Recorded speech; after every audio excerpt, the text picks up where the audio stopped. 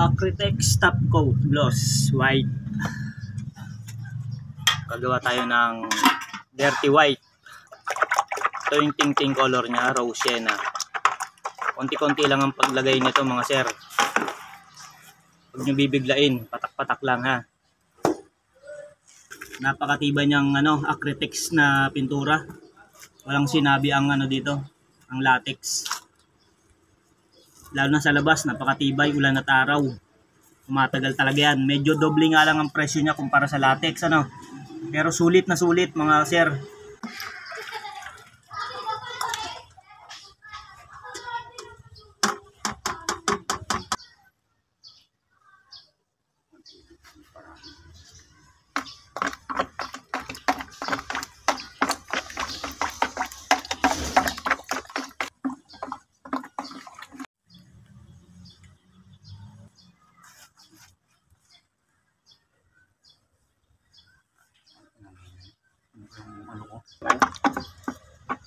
Papalit.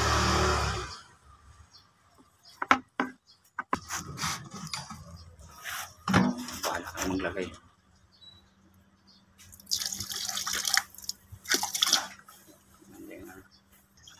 Bayad na. Ito mga sir, kapag mag-apply kayo ng Acritex paint, mabilisan lang. Pagka naipahid nyo na mga 2 hagod, huwag nyo nang babalikan kasi magsasapot-sapot siya. Tapos magkakaroon ng buo-buo, magbabubbles.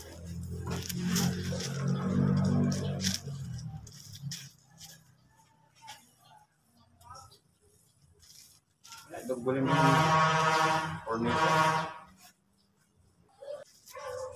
Yan. Matapos pahiran, huwag nyo nang babalikan para pagulungan uli ng roller kasi masisira yung pintura nyo, magbabubbles.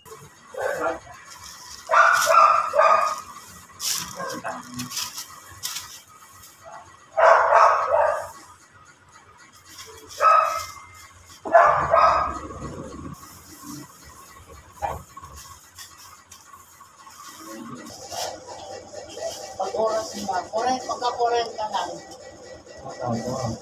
Bata pa. Isa anak.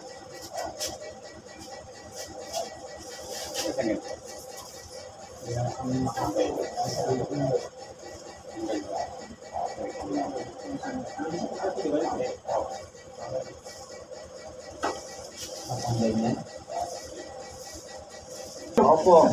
Bakit? Hindi mo daw siya nilutuan ng pansit ng Sabado. Ang lamit kami Sabado? Yes po, hindi nangako po Wala. kayo. Aba, hindi. Nilutuan ko yung nagsabi ako. Pupulutan nga, kaya nga. Bakit? Hindi ko nagsagot Sobra na. Parang Chinese style yung aking pansit. Sabi ni Boso kailan kaya ulit? Ha? Sabi ni Boso. Mga sir, kapag malapot na ang inyong pintura, Acritex, wala kayong ibang lalagay dyan kundi Acritex reducer. O yan mga sir, hindi lang pang bato ang Acritex, pwede rin siya sa kahoy. Yan, ceiling, kahoy yan.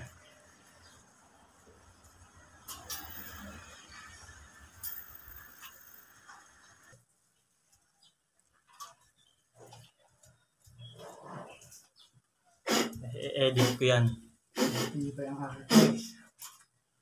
20 years bago dating ko yung pinturan eh. Makakamura na kayo yan. Napakatibay ng Acritex mga sir. Ito, 20 years to ulit bago na pinturan.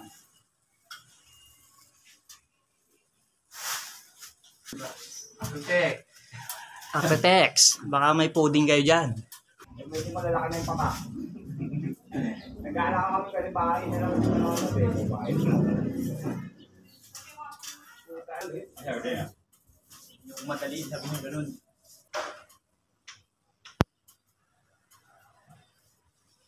Siya nga pala mga sir, kapag ganito yung mga pipinturahan ninyo, kagaya niyan, ceiling, maraming design. Yung maliit na roller ang gagamitin ninyo para yung mga sulok-sulok madaling malalagyan ng pintura.